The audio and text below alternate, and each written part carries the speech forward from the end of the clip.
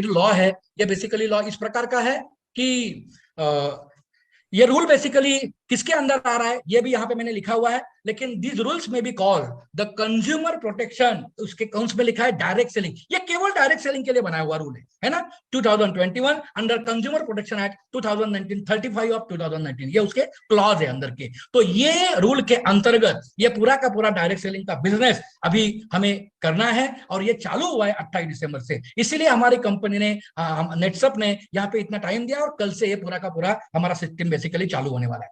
तो ये जो रूल्स है बेसिकली ये रूल्स किसके लिए, तो ये सभी कंपनियों के लिए है जो डायरेक्ट सेलिंग का बिजनेस करती है और अपने अपने जो प्रोडक्ट्स है ये प्रोडक्ट बेसिकली डायरेक्ट सेलिंग के जरिए बेचती है, ये सभी कंपनी के लिए बेसिकली ये लागू है। अभी ये जो डायरेक्ट सेलिंग कंपनी है बाहर की हो या किधर की हो, अगर आप भारत में प्रोडक्ट बेच रहे हो तो ये सभी के लिए लागू है। आप बाहर से आए हो इसलिए आपको अलग रूल नहीं है, जो कंपनियां बाहर की हो भारत की हो यहाँ पे आपको ये रूल फॉलो करने पड़ेंगे, मतलब करने पड़ेंगे, ठीक है। तो इस प्रकार से बेसिकली हो रहा है। अभी इसमें कुछ इंपॉर्टेंट डेफिनेशन है कि ये जो डेफिनेशन हमें समझनी जरूरी है। तो सबसे पहली बड़ी बात देखता हूं कि कंपनी मतलब डायरेक्ट सेलिंग एंटिटी, ये कंपनी जो है ये कंपनी कौन होगी, तो ये मेन कंपनी होगी जो अपने प्रोडक्ट जो है ये प्रोडक्ट डायरेक्ट सेलर्स के जरिए मार्केट में बेचेगी। ये कंपनी है, ये कंपनी के लिए लागू है। अभी डायरेक्ट सेलर मतलब आप और मैं, हमारे लिए हम हमारी डेफिनेशन क्या है, तो हमारी डेफिनेशन ये है कि भाई हम लोग डायरेक्ट सेलर मतलब कौन लोग है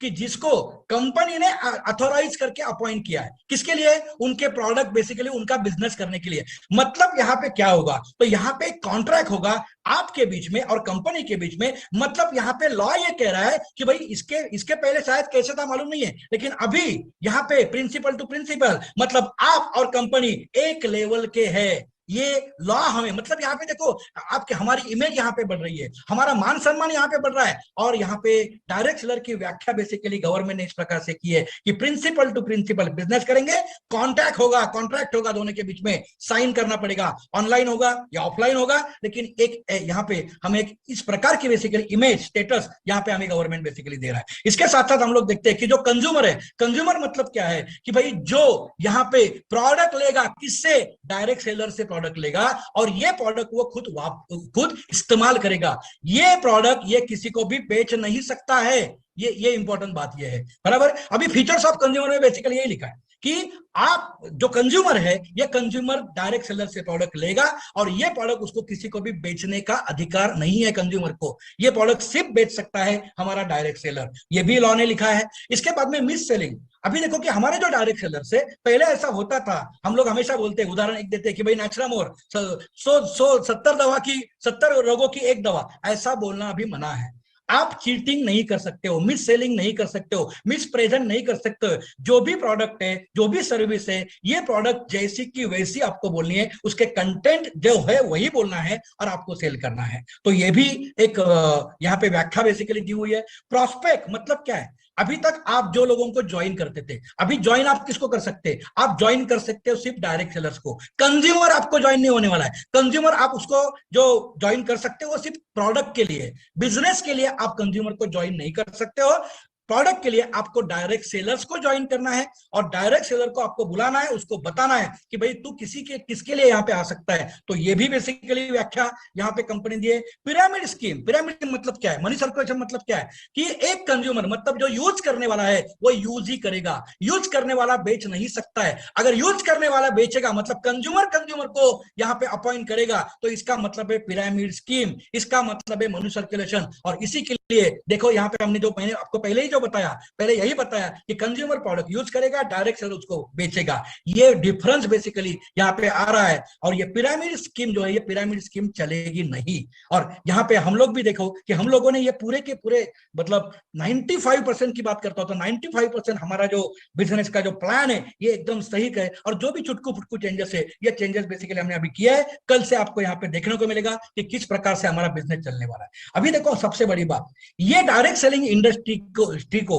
आगे बढ़ाने के लिए, ग्रोथ करने के लिए कंपनी के ऊपर भी पाबंदी यहाँ पे लगाई गई है। तो कंपनी कैसी चाहिए? तो सबसे इंपॉर्टेंट बात, जो भी कंपनी है उनके पूरे के पूरे उनके कौन सा सर्टिफिकेट चाहिए? तो पहला सर्टिफिकेट है इनकॉर्पोरेशन का, मतलब कंपनी स्थापने का जो सर्टिफिकेट है, ये सर्टिफिकेट उनको प्रोड्यूस करना पड़ेगा, वो उनको यहाँ पे दिखाना पड़ेगा। दूसरी बात, यहाँ पे क्या है, मेमोरेंडम ऑफ एसोसिएशन, ये एमओयू आपको यहाँ पे दिखाना पड़ेगा। इसमें पूरी की पूरी चीजें रहती है, कंपनी कैसे चलेगी, क्या चलेगी, कौन डायरेक्टर से क्या है, ये डिटेल बात बेसिकली यहाँ पे रहता है, वो भी उनको यहाँ पे सबमिट करना पड़ेगा।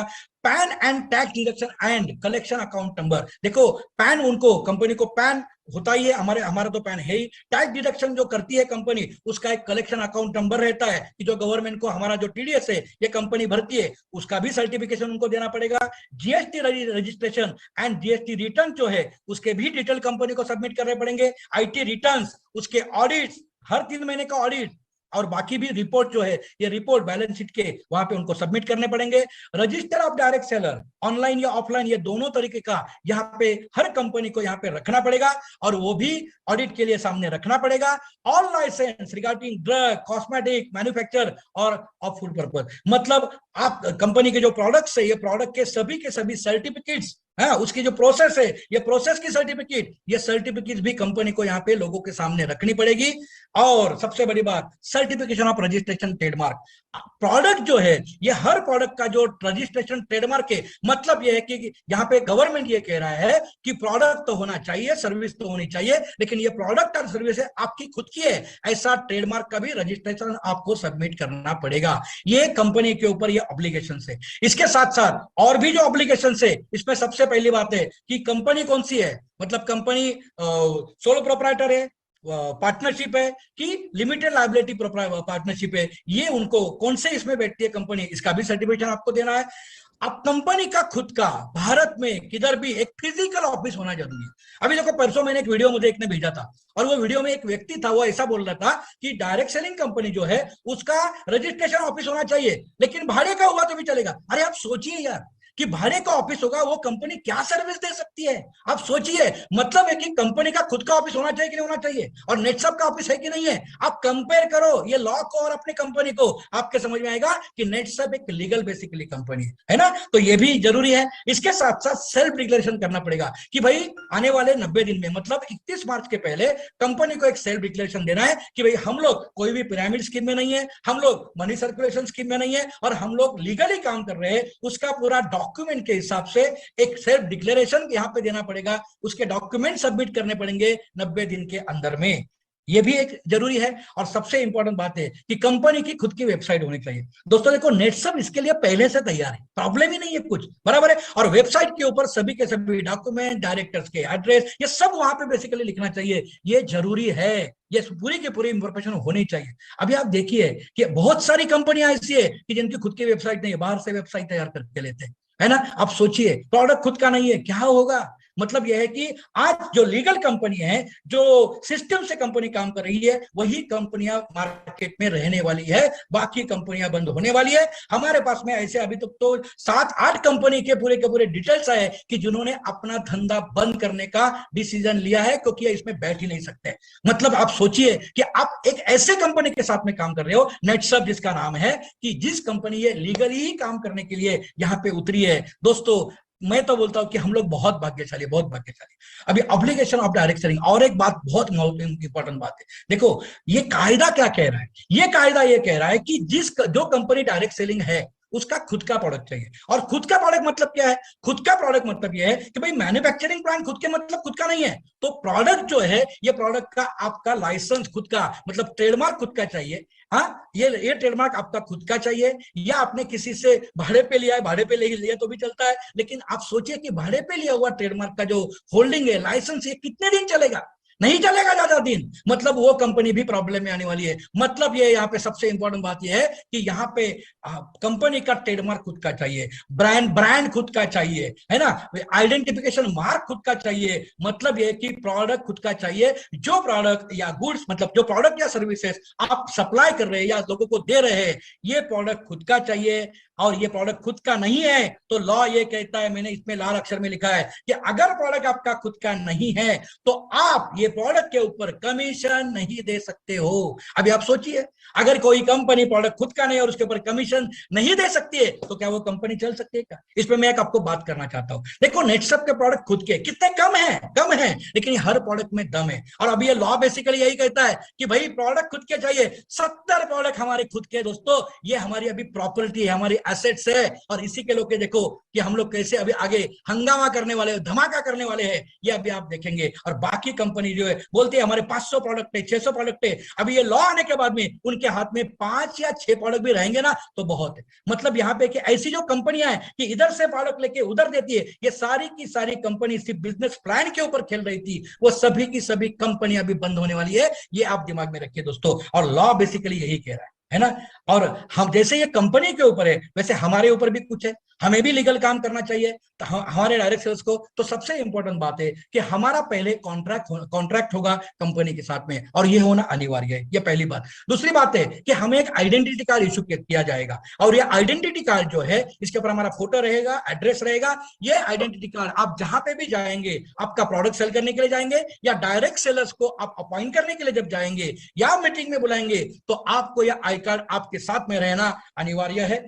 इसके बाद में देखो कि जब अगर मैंने बताया यहाँ पे एक लॉ कि आपको मिस बेसिकली सेल नहीं करना है, मिस सेलिंग नहीं करना है। और मिस सेलिंग होगा तो इसके लिए आप जिम्मेदार हो सकते हो, बी लायबल फॉर ग्रीवेंसेस। ये भी एक इंपॉर्टेंट बात है। इसके साथ में आपको आपके प्रोस्पेक्ट मतलब कौन, जिसको आप डायरेक्ट सेलर बनाना चाहते हो, वो कंज्यूमर आपका प्रोस्पेक्ट नहीं है, तो इसको आपको जो भी इंफॉर्मेशन आप देंगे, जो भी जानकारी आप देंगे बिजनेस के बारे में, ये सही होनी चाहिए, प्रॉपर होनी चाहिए। ये जो हमारा डायरेक्ट सेलर है उसको जीएसटी रजिस्ट्रेशन करना अनिवार्य है, पैन अब अपडेट करना अनिवार्य है, बराबर। इसके बाद में अगर आप घर से प्रोडक्ट सेल करने वाले हो या आपके शॉप से करने वाले हैं तो इसके लिए आपको गुड सेल का भी लाइसेंस यहाँ पे लगेगा। मतलब ये है। और एक बात है कि जब भी आप आपके प्रोस्पेक्ट के पास जाएंगे या कंज्यूमर के पास में जाएंगे तो आप आपका खुद का लिटरेचर नहीं बनाएंगे, कंपनी जो प्रोवाइड करेगा वही लिटरेचर आपको यहाँ पे देना है। ये रूल्स है ये हमारे डायरेक्ट सेलर्स के लिए। अभी कंज्यूमर अगर हमें बनाना है तो उसके लिए भी कुछ है। अभी देखो कि कंज्यूमर बनाने के लिए ज्यादा कुछ नहीं, पैन कार्ड, आधार कार्ड कुछ नहीं चाहिए। कंज्यूमर बनाने के लिए सिर्फ उसका नाम, उसका मोबाइल नंबर, और अगर उसको हम लोग ऑनलाइन प्रोडक्ट भेजना है तो ईमेल आईडी और उसका एड्रेस बेसिकली प्रोडक्ट करके हमें लगेगा। बस हमें कंज्यूमर बना सकते हैं। कंज्यूमर ये है, ये कंज्यूमर ये प्रोडक्ट यूज करेगा। कंज्यूमर दिमाग में रखो कि कंज्यूमर ये प्रोडक्ट सेल नहीं कर सकता है। केवल और केवल डायरेक्ट सेलर जो है उसको ही परमिशन है, हक है, अधिकार है प्रोडक्ट सेल करने का या नए डायरेक्ट सेलर को जुड़ाने का। तो ये बेसिकली हमें दिमाग में रखना है। मतलब क्या है? मतलब ये है कि ये जो लॉ है, ये लॉ फायदेमंद है हमारी कंपनियों के लिए, क्योंकि कंपनी एक अच्छा प्रोडक्ट बना सकता है, सिस्टम से काम कर सकता है, लॉन्ग टर्म में चल सकता है, लोगों को विश्वास दिला सकता है। यस, 100% ये कंपनी को फायदा होने वाला है। दूसरी बात क्या है, हमारे डायरेक्ट सेलर को भी फायदा है। जैसे कि हम लोग देखते हैं कि बहुत सारी अभी ऐसे जैसे कि एलआईसी के एजेंट्स है, बाकी एजेंट्स है, इनको एक मान सम्मान रहता है ना। और अभी देखो कि क्या होगा, ये लॉ के हिसाब से हमारे डायरेक्ट सेलर को एक अच्छा बेनिफिट ये होने वाला है कि जैसे हम लोग बोलते हैं कि करियर, कोई इंजीनियर बनता है, कोई सीए बनता है ना, इसी तरह से नेट डायरेक्ट सेलिंग का करियर करने के लिए भी, अच्छा रुपया कमाने के लिए भी एक जबरदस्त मौका है। और लोग भी करने वाले अभी ये लीगल लॉ के हिसाब से,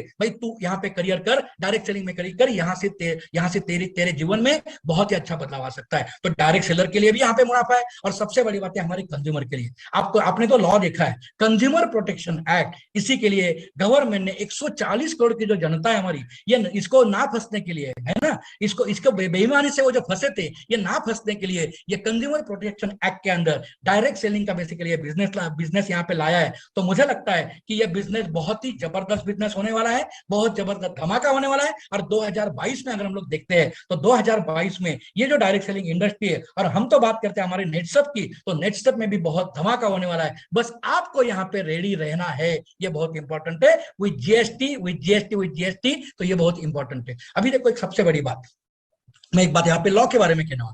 अभी ये आपको जीएसटी रजिस्ट्रेशन नंबर निकालने के लिए कंपनी ने टाइम दिया है, क्योंकि कंपनी को भी ये सबमिट करना है डायरेक्ट सेलर का लिस्ट। तो अभी एक दिमाग में रखिए, हमें टाइम दिया है 5 फरवरी तक। बराबर कंपेयर। लेकिन आपको ध्यान में रखना है सबको, 31 जनवरी के पहले मेरा पैन कार्ड तो आपका होगा ही, लेकिन आपका आधार कार्ड और आपका जीएसटी नंबर, सबसे इंपॉर्टेंट जीएसटी नंबर, ये आना ही चाहिए।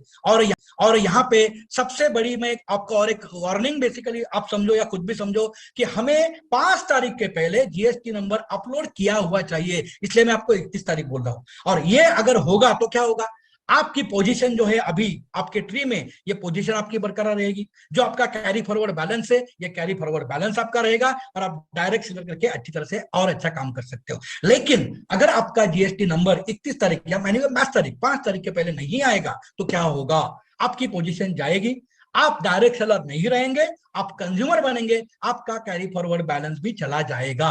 और इसी के लिए सावधानी बरतो दोस्तों, आपका जो जीएसटी नंबर है ये 31 तारीख के पहले निकालो, अपलोड करो और आप डायरेक्ट सेलर बनो। ये